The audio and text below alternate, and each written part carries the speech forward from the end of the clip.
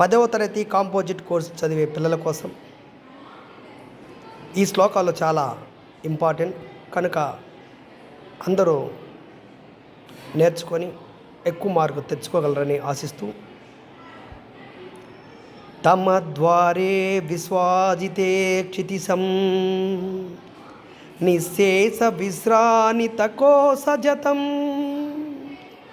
ఉపత్యో విద్యో గురుదక్షిణార్థం కౌతు ప్రభేదే వరతంతు శిష్య.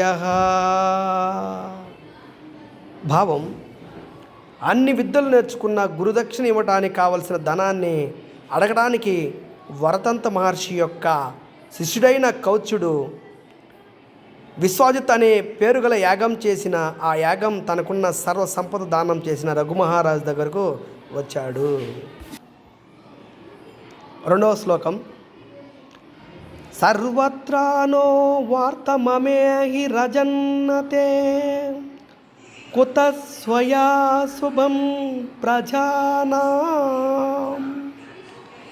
సూర్యే తపత్యవరనాయ దృష్టహే కల్పేత లోకస్య కథం తమిశ్రః. ఓ రఘుమహారాజా, నీ రాజ్య పాలనలో రాజ్యమంతటా ప్రజలు క్షేమంగా ఉన్నారు. నువ్వు రాజుగా ఉండగా ప్రజలకు ఎటువంటి అశుభం కలగదు.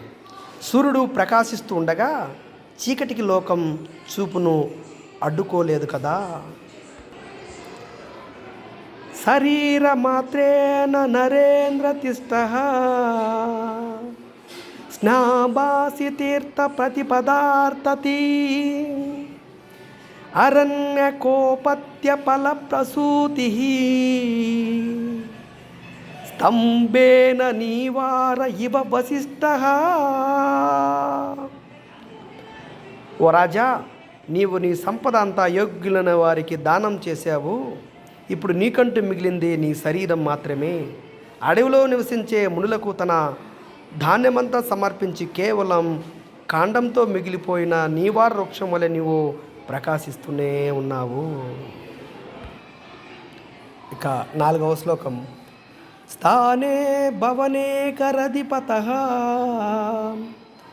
సన్నకించనత్వం మకజం వ్యనక్తి పర్యాయ పితస్య సురైరరిమాంసో కాళక్షయః శ్లాఘ్యితో రహిరుద్ధహే.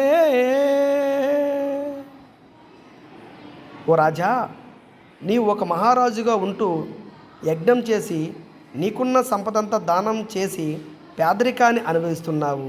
ఇది సమంజసంగానే ఉంది.